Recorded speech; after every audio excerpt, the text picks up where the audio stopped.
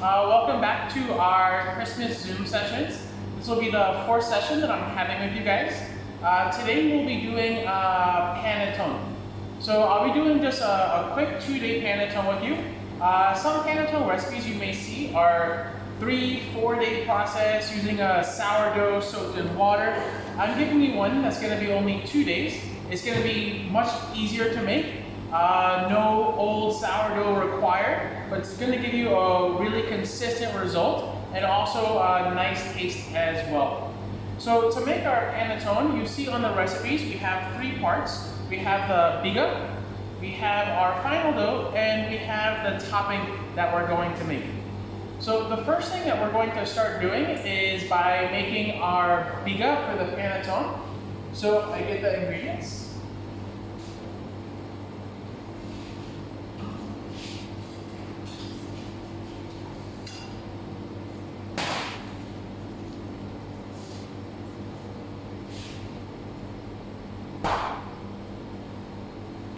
So this is our finished biga. I made already yesterday.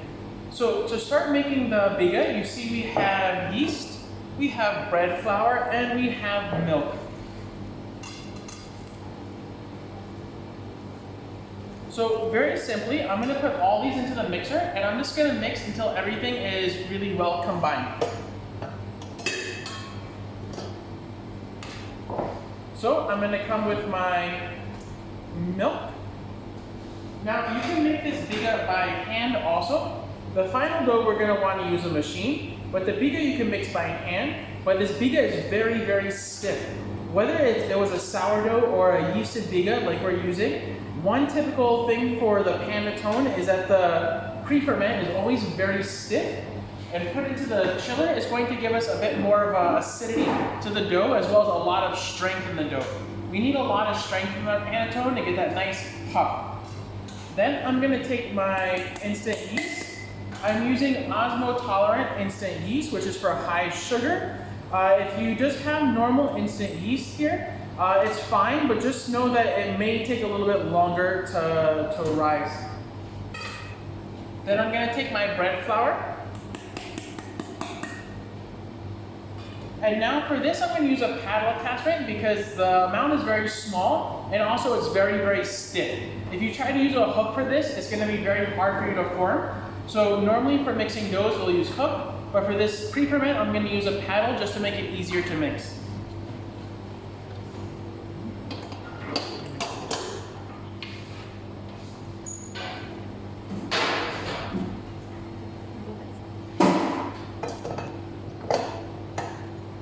So we're just going to put on the paddle. You can see inside. Okay. And we're just going to mix it.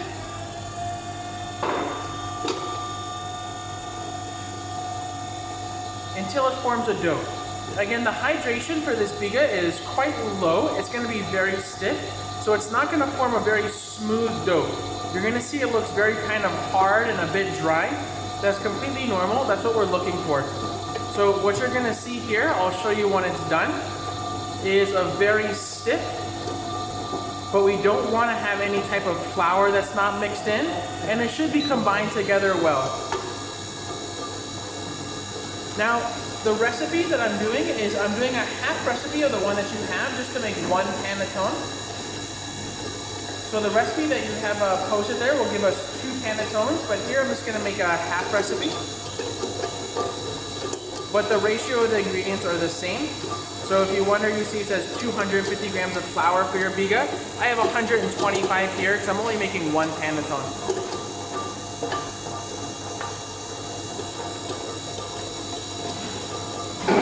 Is all ingredients room temperature? Yeah, room temperature fine.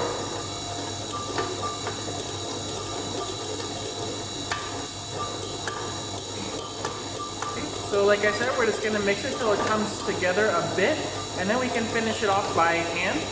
Like you can see here, it's very, very dry. That's normal, so don't be shocked when you go and you try to mix this and you're wondering why it's very stiff and dry. Look at mine. Yours should look like this.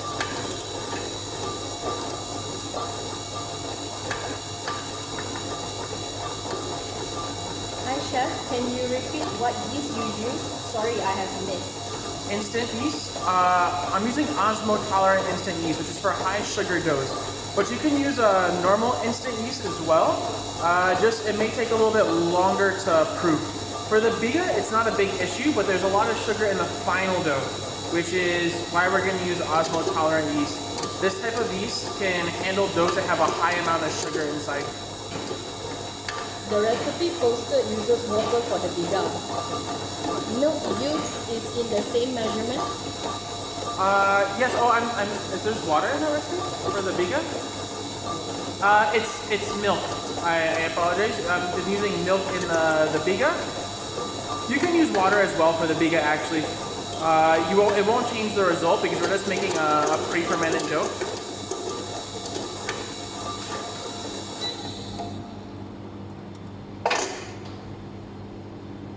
But yes, it's the same amount. I think it's just a typo there. Okay, so you see our dough's just about come together.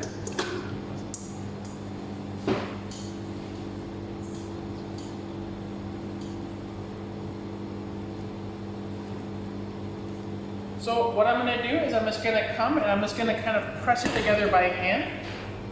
Like I said, don't expect to get a very, very smooth dough. You can even see the one that I have finished from yesterday. It's not really that smooth. It did proof and it's softer, but it's not a very smooth dough, and that's completely fine.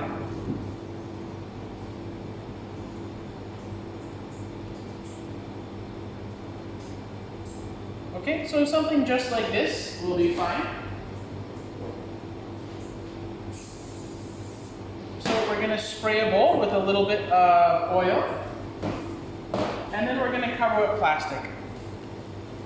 I'm going to leave this at room temperature for about 30 minutes to an hour, depending upon your room temperature. If it's cool in your room, around 20 to 23 degrees, like an aircon room, you can leave it out for an hour.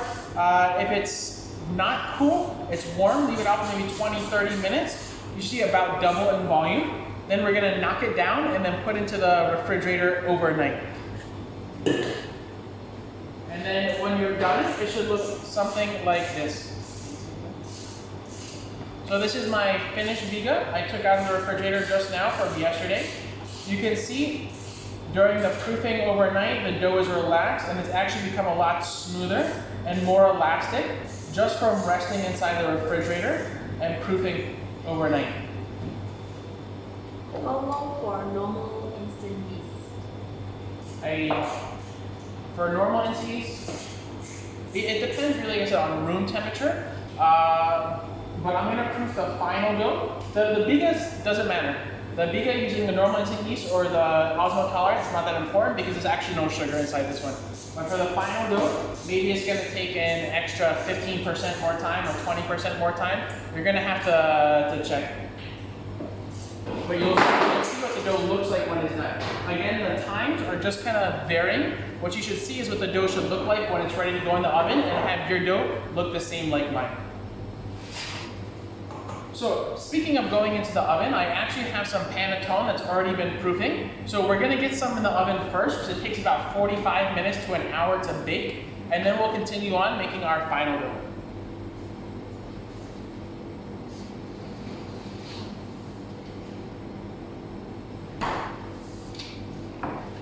So here I have some Panettone that's already been proofing. This has been outside at about around 28 degrees Celsius for about an hour and a half to 2 hours. Then it was coming time to get ready and the demo hasn't started yet. So it's been in the refrigerator for about 20 minutes because I just wanted to slow down the proofing. So normally I don't have to put it into the refrigerator, but because you saw me take out the refrigerator because it's about 20 minutes ago, my dough is ready, but we haven't started the Zoom session yet. So I put it in the refrigerator just to make it a little bit slow down. So now what I'm going to do is I'm going to cover it with a topping, and I'm also going to put icing sugar. So I'll show you two ways to do this. One is to cut it, and one is without cutting. So for one, I can come and I can just cut an X in the top And you'll see how they rise in the oven slightly differently, depending upon whether it's cut or it's not cut.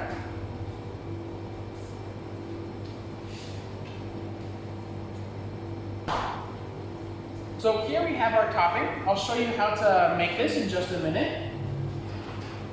But what we're going to do is we're going to cut a small hole in our bed. And we're just going to pipe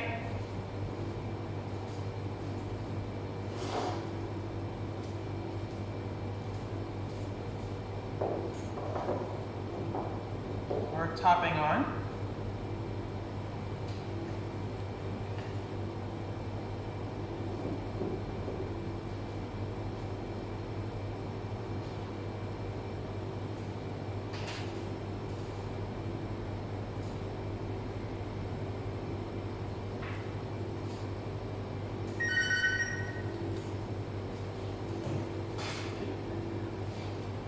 Then we're gonna gently, this dough is a bit cold, so it's been in the refrigerator, so I don't have to be so gentle actually. But if the dough is a bit soft, you're gonna wanna be very gentle. And we're just gonna spread this evenly. If you don't have a soft brush, you can even just put a glove on and you can just spread it by hand a little bit. You don't wanna have a lot of excess topping, or else it's gonna drip down everywhere and it's just gonna make a mess on your panettone. So I show you, like I said, if you don't have a soft brush, I'll just come and use a glove and then just gently spread it around the panettone. And then now the next step is optional, but I'm gonna cover with icing sugar. So what you'll see is, this is actually a smaller panettone with a hole in the center that I baked earlier. You see I have this cracking with some white pattern. That's gonna come from having the icing sugar. If you don't wanna put the icing sugar, you just won't have the kind of white cracking on the top. But both are fine. You can even bake the panettone without topping. But the topping I like to put, because one, it adds a little bit of crunch and a little bit of sweetness to the top of the panettone, so the texture's a bit nice. And then also, it helps hold the shape and the panettone domes more nicer, I find, when I'm using a topping as opposed to not using a topping. So I'm gonna dust it really heavily with icing sugar.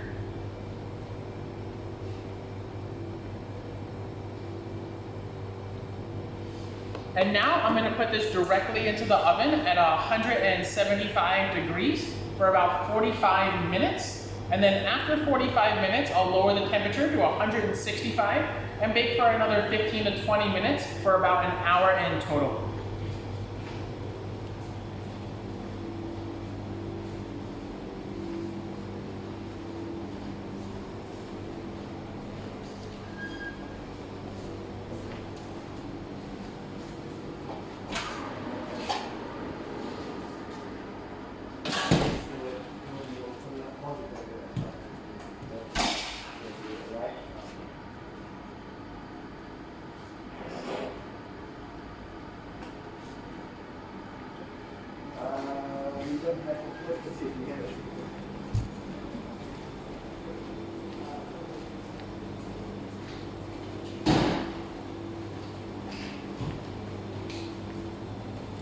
So our next step is we have the ones I already pre-made baking.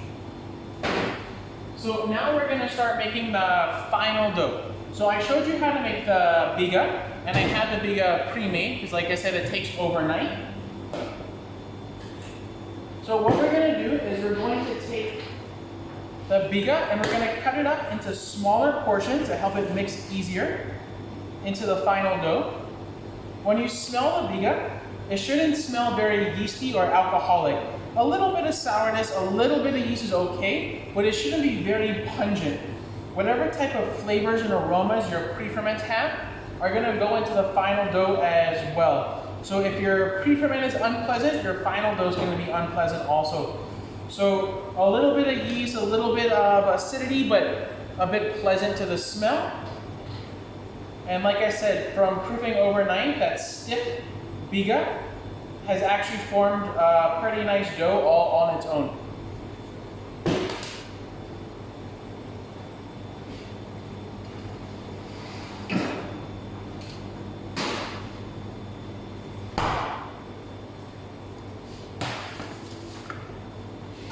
So next we're going to come with our ingredients for the final dough. So here I have my egg yolk.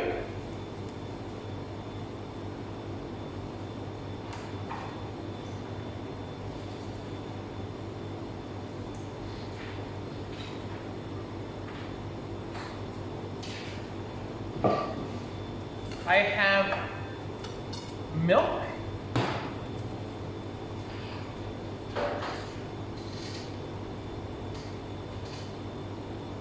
So all the liquid ingredients will go in first. We're gonna mix this similar to like how we mix brioche dough. So that means we're gonna put all the ingredients in except for the butter. And of course, we're not gonna put in any fruits when we're mixing the dough because it won't allow for a nice dough to form if we have dry fruits inside. Those will go in just at the very, very end. So I have my flour.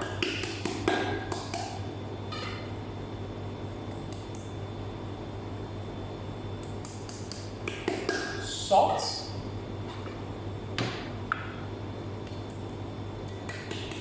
yeast, and sugar.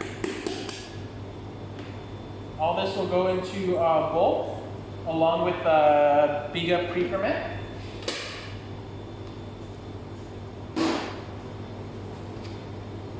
I'm going to take a lemon. Zest one lemon inside.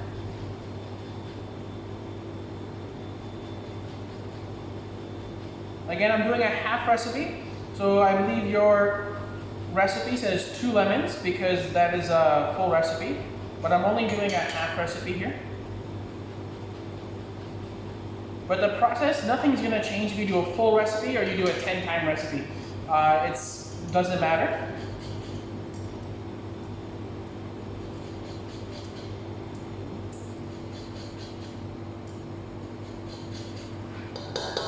So lemon zest is going to go in next. Then our vanilla pod. So you have 1 vanilla pod for 1 recipe, but let's put a whole vanilla pod inside this half recipe also, give it some more flavor. Why not make it more expensive? Vincent, don't look amused.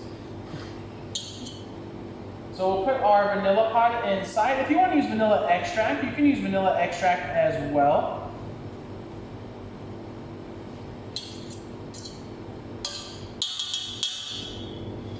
Now, when you have vanilla pod, you're going to have the pods left over a lot when working with pastry because you're usually only using the seeds. Vanilla is expensive, okay? So you don't want to waste the vanilla. So what we can do is we can take this and we can go ahead and put it into a bowl and then take our sugar that we're normally having and put the sugar in with the vanilla. The sugar will absorb the oils from the vanilla skin and then you'll have a vanilla flavored sugar, which then you can continue using in pastries, especially things like panettone or brioche or croissant. You have a little bit of vanilla flavor in the sugar and get the most out of using your vanilla pod. You can also take it and blend it in a food processor with the sugar and then try to sift out the big chunks. That's also fine. Normally I just put it in and then let the oils kind of extract. So we have everything inside except for our butter, which is cold and cut into small pieces, our raisins, and our candied orange. So we're going to take this, now we're going to use a hook attachment. We're going to put it on the mixer and we're going to mix on the slow speed for about 5 minutes.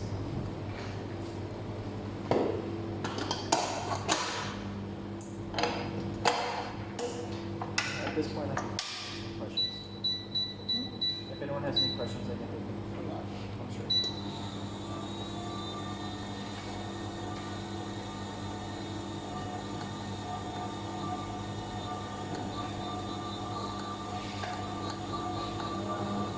How long do you keep in the fridge? long should I keep one in the fridge? I think it was the pizza. Overnight. If you want to know particularly how long this one's been inside, I made it last night around 8 p.m. So 8 p.m. to 2 p.m. now. You can do the math. That's how long. Okay. 12 hours, 4 hours, 16 hours. How can we maintain normal room temperature in winter? Any tips? Sorry? How can we maintain normal room temperature during winter? Heater. Heater. Yeah, have a heater. I'm not an architect or a house engineer. Find a way to keep your room a bit warm up. Find some place that's the warmest place you can keep and put your dough up. If you're preheating your oven, preheat the oven a little bit early and put the dough somewhere around where the oven is preheating. It should be warmer in that area than the rest of the house, which is cold. After prepping overnight, can we make the bread the next evening? You mean you want to keep the final dough in the refrigerator overnight or the biga in the refrigerator overnight? Either way, no, because there's quite a bit of yeast inside this recipe. So make the biga the day before you want to make this recipe, and then make the panettone the next day. Is the topping cold? Yes, I keep the topping inside the refrigerator. So I'll mention that also later when we make it. We mix the topping, and then I keep the topping in the refrigerator overnight. Can you summarize after we rest the dough for an hour? I didn't understand well. Take the dough after the biga is made. If your room is like a cool room temperature between 20 to 23 degrees, leave it out for 1 hour. If it's more than that, leave it only for about 30 minutes. Then you're gonna see it about double in volume. Just punch it down, degas it, and then round it back up and then put it into the refrigerator. The oven using no fan mode? All of our baking has fan mode. We can't turn the fan off in our ovens. So any convection oven you see us using, the fan is on all the time. Can add orange zest? Sure, you can add orange zest. Can also add vanilla sugar powder. If can, how many grams? 0.1% of the flour weight. Right. Chef, what kind of dough maker are you using? We can see only half screen. It's a stand mixer. Actually, I have no idea what this brand is. There's no brand on it. It came from like China or Taiwan. Taiwan? Yeah. I don't know the brand of this mixer, to be honest with you. But I mean, even if I mix this dough in a KitchenAid, you can mix in the KitchenAid also. But for sure, the KitchenAid, you're gonna have to do a half recipe of the one. Here, I could probably have done a whole recipe. But you're doing a KitchenAid, definitely use a half recipe, especially in the beginning when the dough is a bit more firm.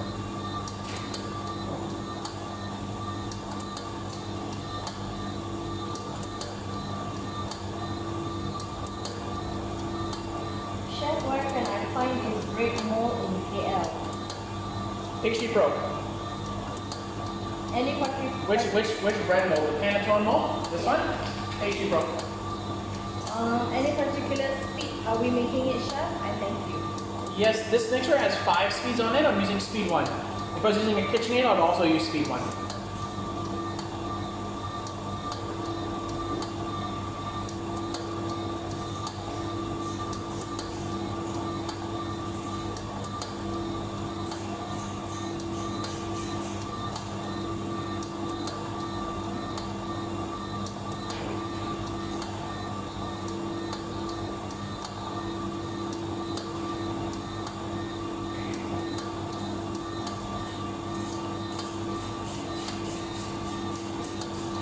Okay, so our dough is just about done, the first speed. I have my butter. You want to use cold butter. Always when you're doing this kind of method of mixing the dough with adding the butter at the end, the butter is always going to be cold butter and cut into small pieces.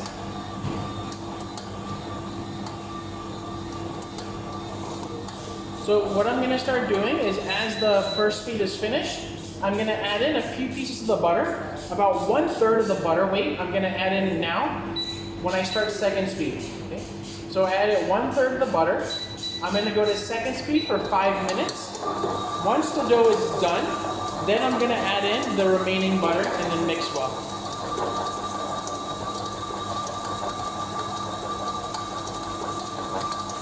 How many mini panettone can one get with this recipe? One. I'm doing a half recipe from the one that you have on the screen. It's 1 panettone for this size mold. The size mold that I'm using, I think diameter 15 or 14, it's flexible. So about 14 to 15 cm by 10 cm tall. It's 800 grams. 14 cm, right? 15 cm. Right? Oh yeah, 14 cm. 14 cm by 10 cm mold. But the Panettone molds, they usually only come in about 2 sizes. Especially if you're buying here at KL, where we're at that one, you're only gonna find small cups and then this one size. If you go to like a specialty store that's gonna import from Europe, you can find different sizes. But normally, in most places, they'll come in this size or very little mini ones. Can we make this one chocolate version? Is it the same person always asking me chocolate version one? You like chocolate up? Yeah, sure. You can make a chocolate version. Replace about 5% of the flour with cocoa powder.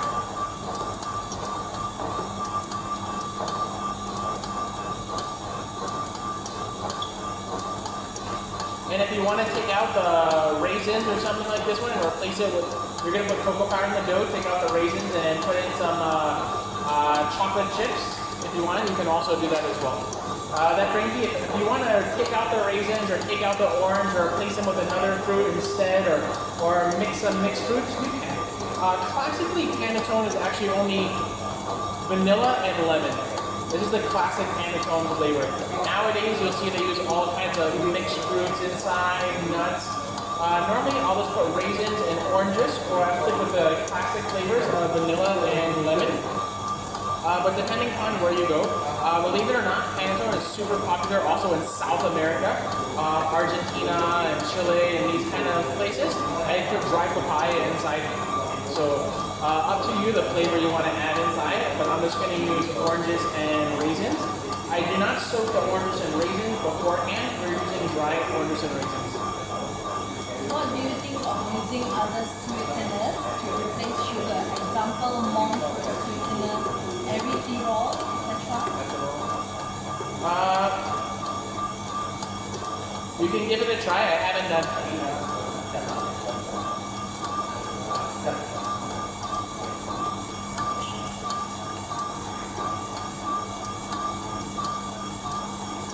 Okay, so we have about 2 minutes left on the dough. So again, I put in 1/3 of the butter. I started 5 minutes on the second speed. Now you're seeing the dough is starting to form and get a little bit more smoother. So I'm gonna add in another 1/3 of the butter. I have 2 minutes left of the original 5 minutes.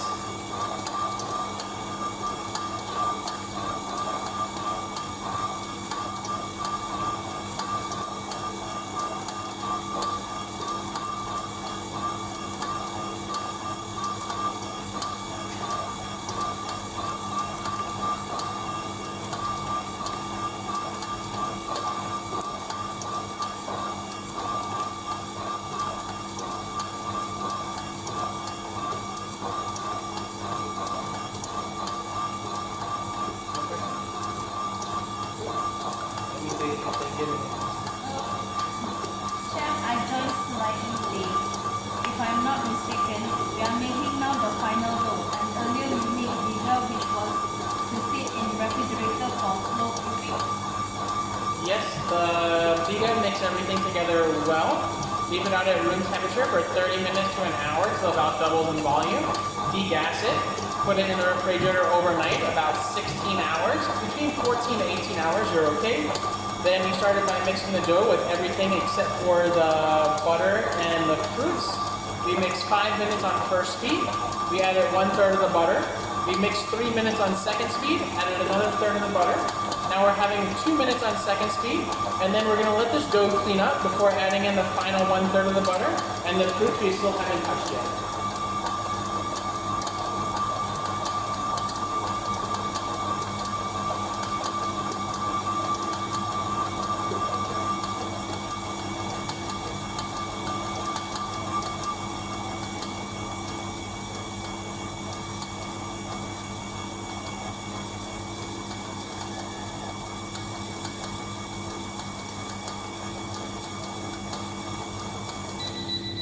Okay, so it's been 5 minutes on the second speed in total.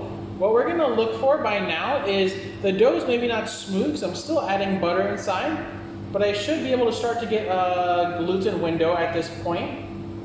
So it's not a very smooth gluten window, but I can start to get, which is what I'm looking for.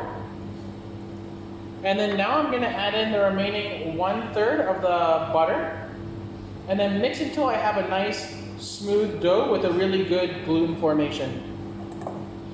Chef, can you spell the yeast that you use? Osmotolerant. Osmotolerant.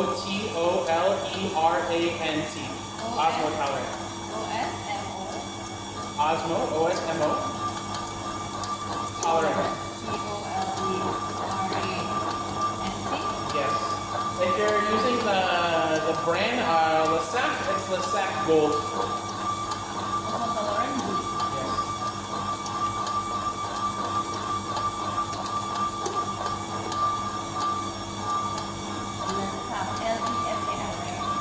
L-E-S-S-A-F-R-E.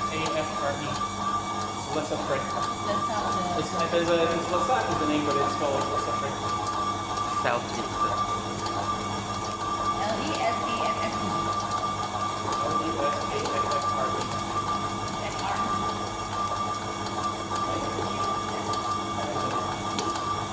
Which one? That's another question. The yeast stuff. Our brand? Southeastern.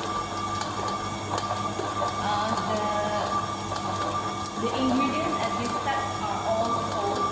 Yes, everything is cold. Anytime we're dealing with a dough that has a high amount of butter, for example like panettone or brioche, we want to use cold ingredients. If the dough is warm, and by the time you finish mixing all the butter inside, the dough's going to get warmer from the friction of the machine, and it's going to start melting the butter. So we're using what we call an intensive mix, meaning it's going to be mixing quite a long time on a medium to high speed.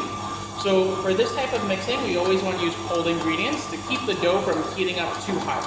The ingredients are cool, so even though the friction is going to heat up the dough, it's still going to remain at a nice temperature that's not going to melt the butter. So basically all my ingredients before I started were in the refrigerator for about an hour. That's everything. My butter, my flour, my milk, my egg. I mean, the egg and the milk I always keep in the refrigerator anyway because they're egg and milk. But the flour and things like this also keep in the refrigerator. If your room is very cold, then you don't have to worry about it. A biga has to rise for 30 minutes where it doubles in size. Correct. And chef, when do we use red yeast? Any dough that's not high sugar.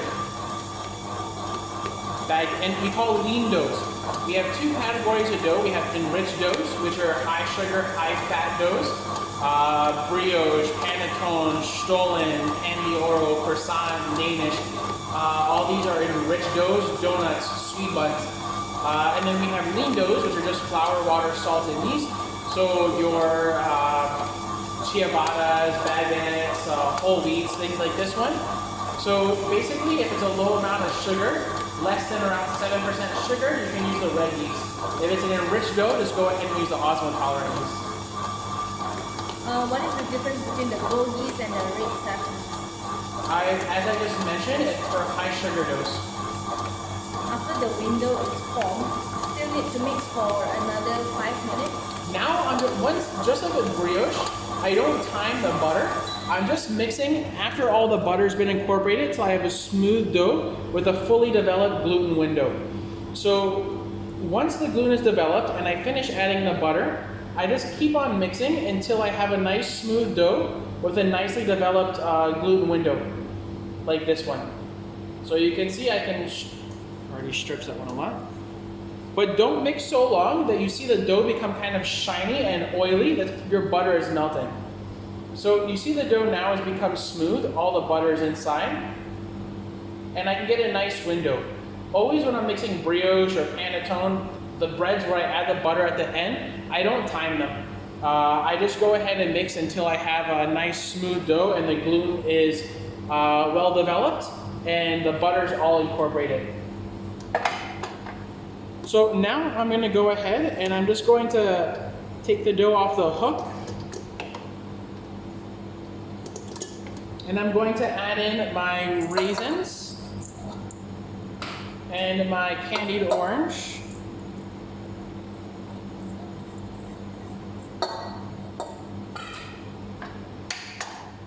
And on a slow speed, the slowest speed your mixer has, just mix it until they combine. You mix on a high speed, you mix too long, it's going to start tearing up the dough. What is the difference between bread and vinoiserie? Vinoiserie is normally high sugar, high fat doughs. The term vinoiserie means we associate vinoiserie with France, and yes, they probably popularized vinoiserie and made it improved upon it, but the term vinoiserie actually means in the style of Vienna. So the Viennese bakers, they were very fond of and very commonly used high sugar and high fat in their dough, butter, a lot of sugar inside, sometimes if it was Lent, it'd be oil, but basically high fat doughs. These were the terms we call viennoiserie.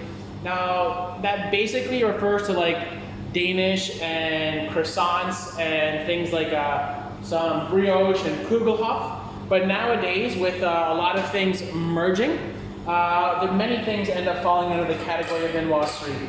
But basically, viennoiserie, think of something maybe you'd eat for breakfast that's soft, high sugar, high fat content.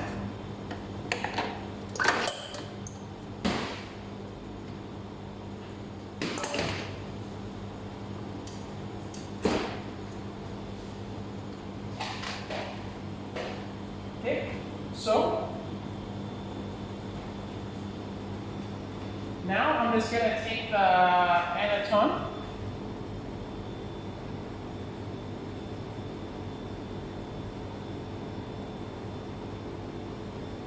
and I'm just going to round it gently. I don't want to tear the dough because of the fruits and raisins inside, so I'm going to be gentle here. Now what I'm going to do is I'm going to spray a bowl. I'm going to put the dough inside and I'm going to leave it to rest for about 30 minutes before I go ahead and I do the final shaping. So we'll actually shape this dough that we just made. So I'm going to take it, I'm going to leave it around 27 degrees Celsius for about 30 minutes. Very important when you're making high fat doughs with a lot of butter, for example, croissants or brioche, panettone, stollen, we don't want to keep them too high at a temperature. Your butter is going to melt around 27, 28 degrees, be really melted. So some butters can go higher temperature, 30, 31, especially folding butters. But generally this temperature, the butter is going to begin melting. So I don't want to proof these doughs in too warm of a temperature. Ideally for the viennoiserie is no higher than 26, 27 degrees for the proofing. Higher than that, you have to find a way to get it cooler, because with this type of dough that's high fat content, a lot of butter, the high temperature is not only an issue with the dough proofing too fast, but it's also an issue with melting the butter inside the dough, which you don't want to have in it. So just move this out of the way.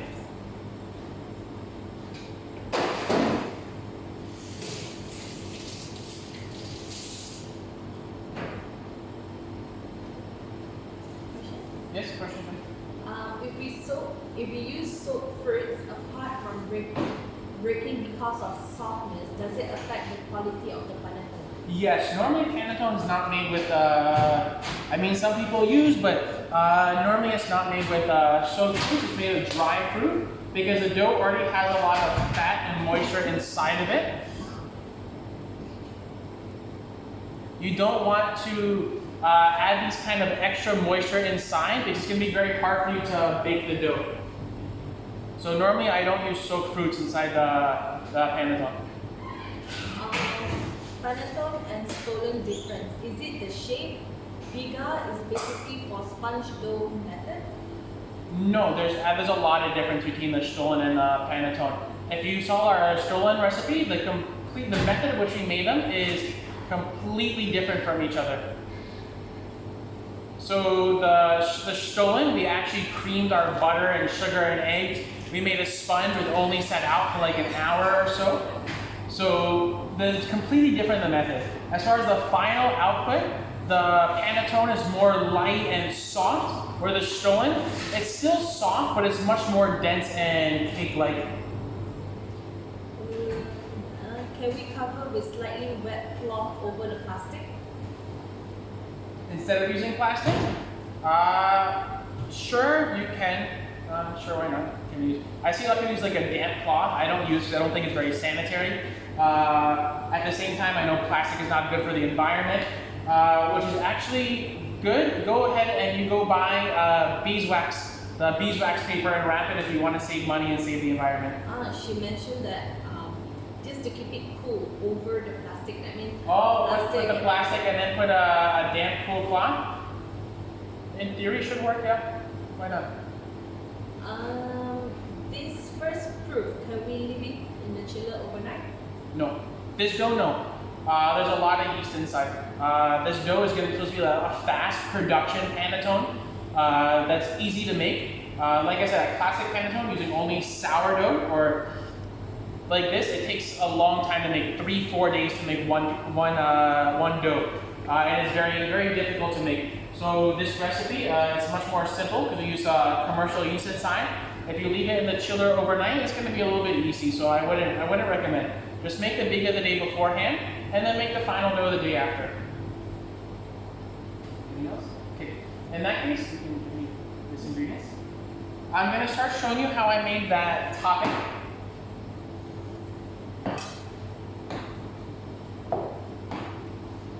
So we have the ingredients for our topping here. We have egg whites. We have hazelnut powder. If you don't want to use hazelnut powder, you can replace it with any other nut powder, almond powder, pistachio powder, cashew powder, Brazil nut powder, peeling nut powder, peanut powder, whatever you want to replace it, go ahead. Obviously the flavor is going to change. But use a nut powder, don't replace it with flour. Flour has gluten, we don't want to do that. So I have hazelnut powder. I have cornstarch. You don't want cornstarch, potato starch, tapioca starch, some other kind of gluten-free starch, rice flour. Okay, Ken. I have icing sugar. There's no replacement for icing sugar. I have salt. You like salty, add more salt. Don't put salt in, fine with you. Okay, Ken. Egg whites. No replacement for egg whites. I'm using egg whites. It's going to give us the crispy topping on the top. So what I'm going to do to make our topping is just combine everything well. So I'm going to put my egg whites in a bowl. My salt, my hazelnut powder, my icing sugar. I'm not going to sift it. No need to. We're just going to break it up by hand. My cornstarch, corn flour, same thing, different names, where you buy, where you're from, it's okay. I'm going to take a whisk, and I'm going to whisk everything together well.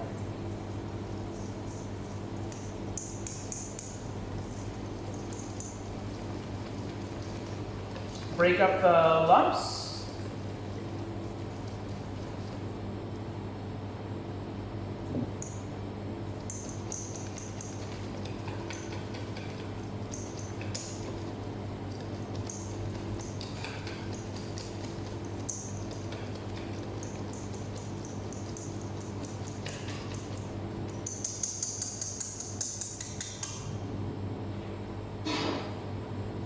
And that's it. Now, you want to make this in advance, and you want to put it into the refrigerator overnight. It's going to allow the cornstarch to absorb the extra moisture from the egg whites. So now you see it's very, very liquid and runny. As compared to the one I had from yesterday, it's a bit warm now, but it's much more pipeable. You see, one is running off the spatula, the other is not. So you want to give time for your, see the difference? You want to give time for it to absorb the extra moisture. So I have extra of this, I'm going to combine them together and just leave it again overnight. If you forget to do, which this happens to me a lot, I forget to make the topping or I don't have enough, at least 2 to 3 hours in the refrigerator and you'll be able to pipe it. But like I said, overnight is preferable. Because you have raw egg whites, you can probably store this in the refrigerator for about 3 to 4 days. I wouldn't recommend storing it any longer than that. I haven't tried freezing it before, so I don't know if you can freeze. For the one panettone recipe that we're making, you can take the topping recipe that I gave you and divide it by 4. We'll give you for one panettone.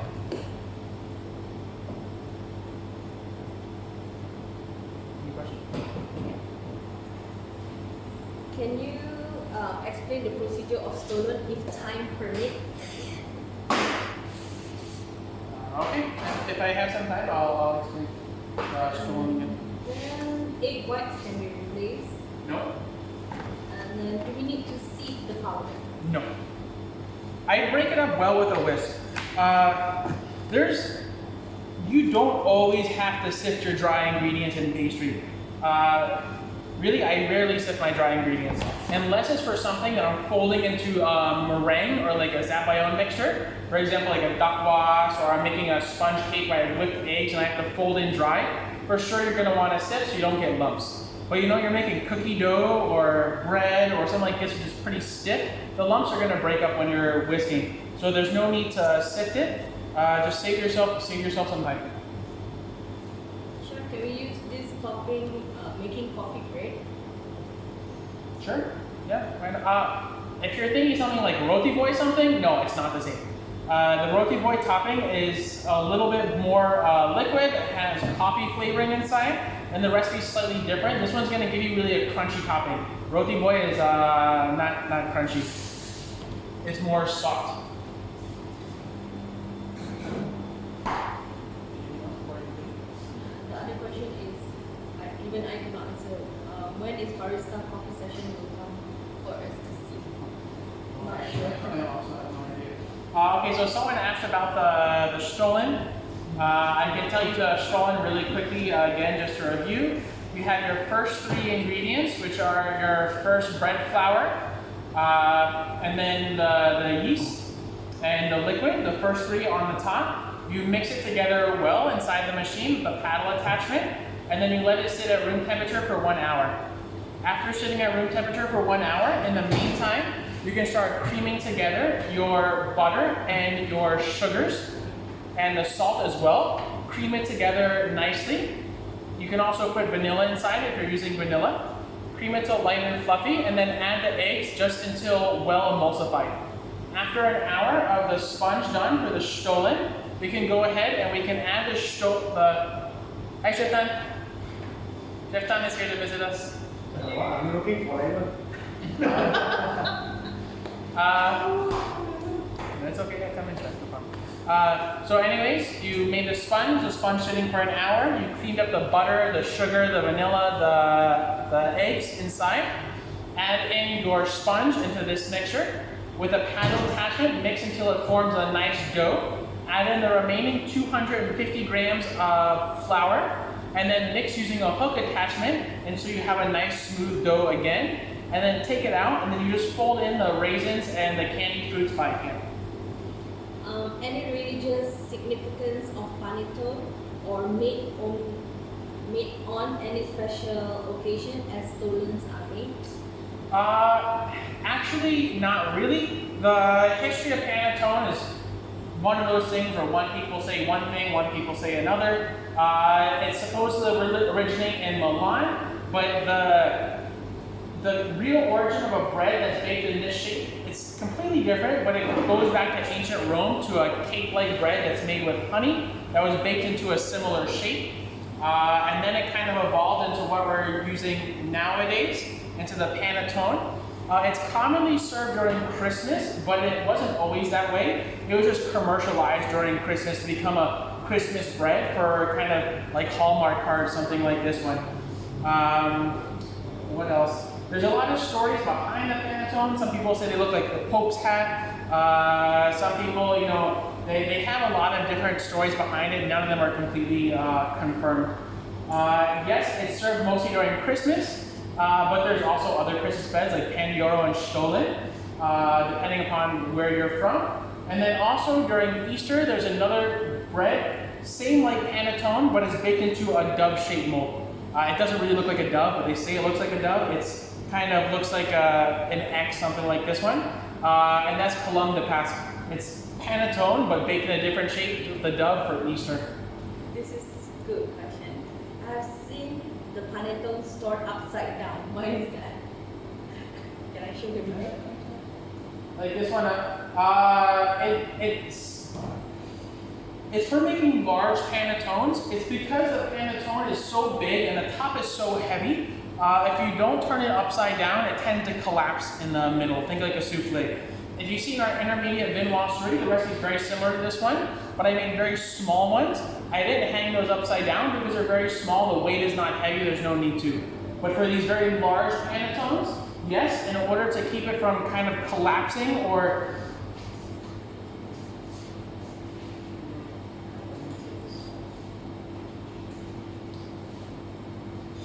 so you can see this is the already finished panettone.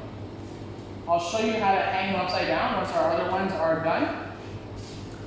So you can see it's very top heavy. When you pick it up, it's very, very heavy. If you don't hang it upside down, it's going to start collapsing down here and maybe collapse into the center. So that's one reason that we hang it upside down. And normally it's left to hang upside down and cool overnight as well. So I had to pre-bake these ones already in advance. Can we make these in aluminum mold?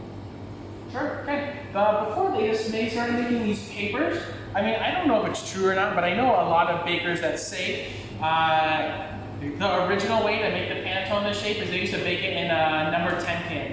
If you don't know what a number 10 can is, imagine like a small can of stewed tomatoes you buy, but in like a 10-pound can, like a really big can. So they cut off the top and they cut off the bottom of the can, and then they bake it inside that one. So you want to bake it in aluminum mold, also can. It's up to you. Anything that's safe to bake inside. Don't use silicone. Silicone's not good for baking bread. No. How much longer do I have on the panettone out there? So we're going to shoot this one. 7 minutes.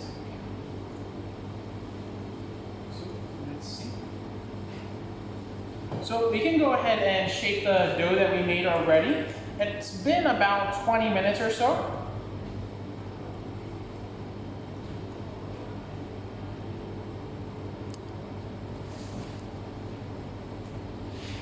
So the purpose here is not really proofing, but it's just to relax the dough a little bit so I can shape it a little bit more nicer. So what I'm going to do is I'm going to come on my cutting board. Panettone crumb on there. Just wipe that off.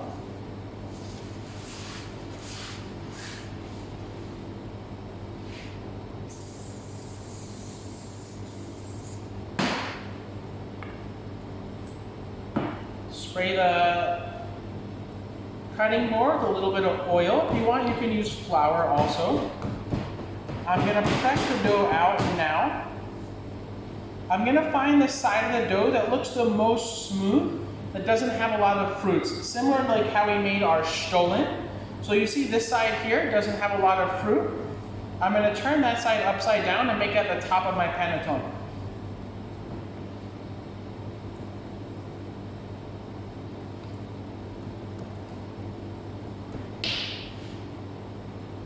Now for one mold, I'm using about 800 grams of dough.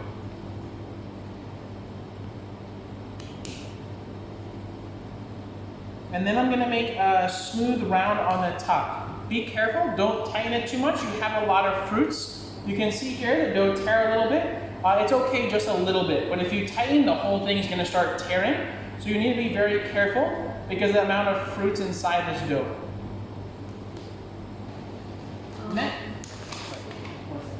Next, we're going to take our paper molds.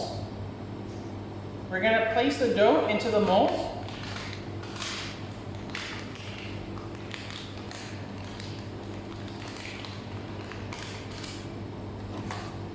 I'm going to cover just the top. Don't wrap it all the way around. If it's tight, when the dough proofs, it's not going to have room to grow. And now I'm going to place this around 26 to 27 degrees for about 2 hours or so until it looks like just starting to dome over the top of the mold. I think the Aqua online did not mention to invert upside down to cool. I I did before but did not know need to invert. The Angelo are, we're talking about the one we have full online. The small ones, you don't have to invert. In fact, this recipe is pretty stable. These large ones, even if I didn't invert, it'd still probably be okay. This recipe is pretty straightforward and simple. Some Panettone recipes have really high hydration. The dough is very, very wet. Those you have to hang upside down. But this one, I mean, I hang upside down just to be safe on the very large like this one. The small ones that we do in the intermediate anniversary, there's no need to hang upside down because they're very small. Chef, your mold is a paper one. Can we shape aluminum foil lined with the baking paper? I don't know. I don't think it's going to be strong enough. This is paper, but this bottom is like a kind of a thick cardboard that's corrugated. So I think if you're what I'm understanding is you just want to take some aluminum foil and around and then put some parchment paper, it's not going to be strong enough to bake. You can bake it in a large ring also. Hold on.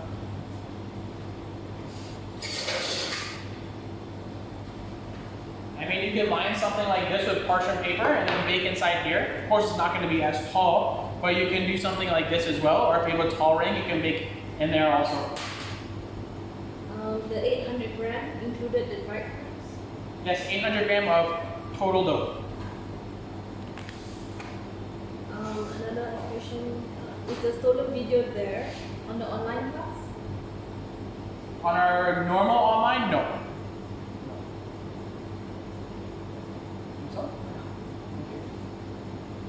So we just have just a minute before our Panettone is coming out of the oven. Then I'm going to show you how I skewer them and hang them upside down.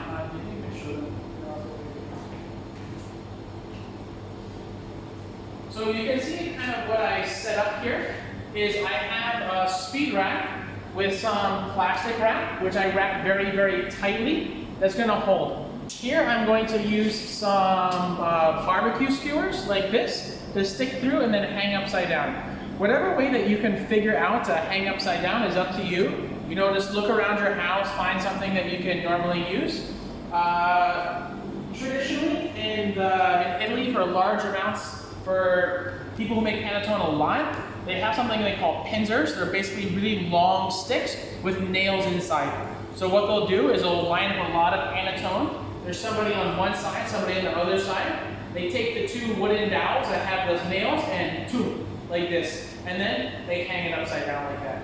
But I don't make Panettone enough to need this. But basically, I just take some skewers. You'll see when they come out of the oven, I'm going to skewer them through and then hang them like this. If you have, you know, two big cans or a mixer or something, you can just hang them in between like this. This is okay also.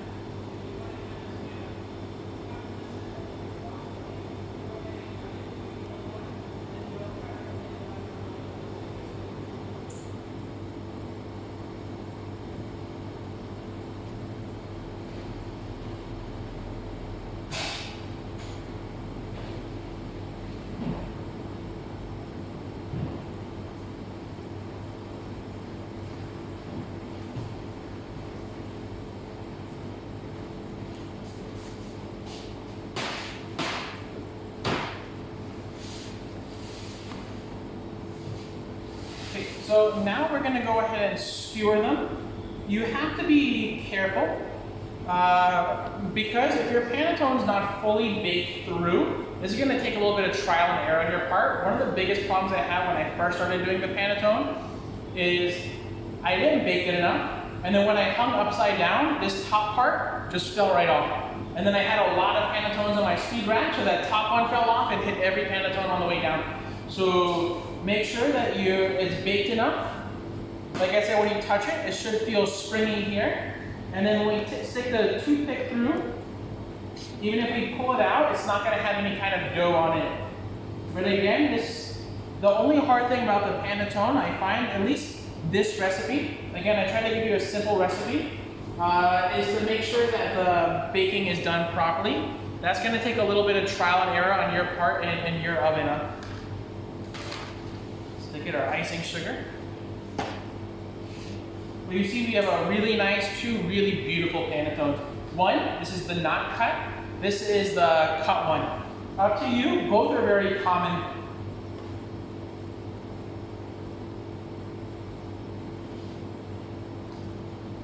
So I'm going to use 2 skewers because they're heavy, and it's 800 grams of dough. So 1 skewer is not enough. 1 skewer is sometimes going to break. And then I'm going to come and I'm going to carefully turn it upside down.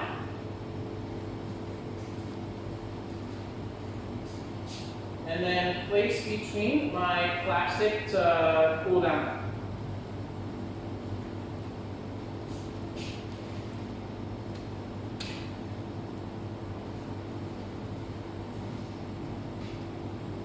Make sure your plastic is tied really tight and well. You see here, I actually have it's double layered. Not just one piece tied here, that breaks very easy. I have a double layer of the plastic, which is going to make it very secure.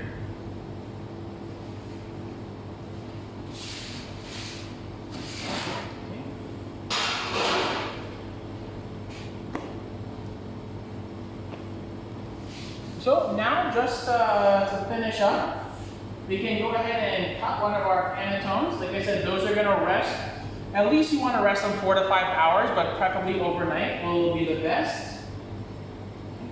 Again, I have this one that I made a small version of earlier. I had this mold I wanted to try out, a little chiffon mold. So see, even you can actually bake it in this type of mold as well, or the same type of mold we had the Stollen. I got this one from Daiso. I thought it'd be really nice for the panettone.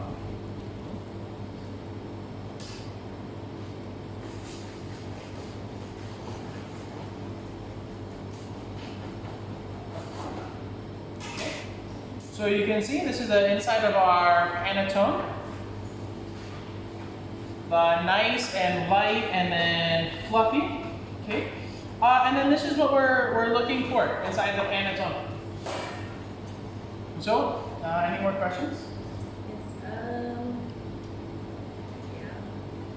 Yeah. Some of the videos, the one that they missed, will be uploaded in the YouTube. Yes. If you miss something, they'll be eventually uploaded to the YouTube. Again, guys, because also I see this on the APCA Facebook page. I'm not the right person to help you with technical questions when it comes to uploading or where something is. If I know the answer, I'll apply to you guys. But I see sometimes on the Facebook page, you ask me, Chef, where can I find this one? That's not really my department. I'm sorry, I can't help you so much on this one. I wish I could, but I don't know on this side. Great explanation, Chef, for all your answers. Thank you very much.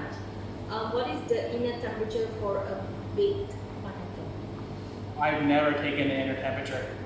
Sticking a thermometer inside and checking it, yes, the proper temperatures, I read it somewhere a long time ago. I'm sorry, I have no idea. Maybe you want to Google this one. I never checked the inside temperature of my dough. Even when I first started, I never stuck a thermometer in my dough and checked it.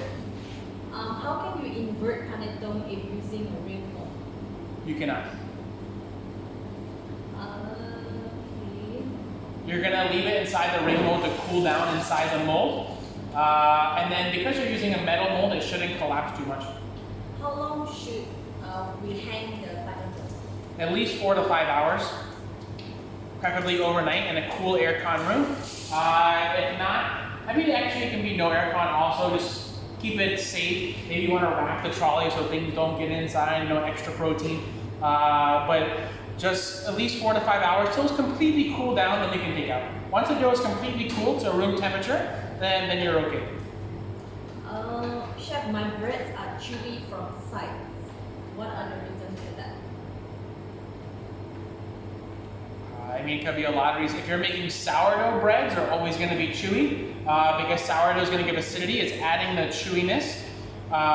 2, there's a lot of humidity in your room. Your bread's taking humidity after the baking. 3, you're not baking long enough to dry out the bread enough and not forming a crust. 4, you're using a pre-fermented dough. Pre-fermenteds are also going to make the bread chewy. 5, your bread is end up going stale after a long time. It's natural. There's a lot of reasons. It's a very big question, but those are some of the most common things. Some say that focaccia and panettone are chewy. Panettone are chewy. No, should not. But kasha maybe have a bit of a chew. Anything that we're usually making sourdough is going to have some chewy to it. It's supposed to be with sourdough like this one. But I mean, chewy, no. Huh? It's very, very soft. But of course, you eat anything in a room with humidity, after a while, the crust is going to become chewy. It's natural. We're not, even if you go ahead and eat Wonder Bread, you don't have Wonder Bread, gardenia, something like this one. The outside part is chewy also. It's just natural. The outside skin is going to become chewy after cooling down for a while. Because they want to see it close up.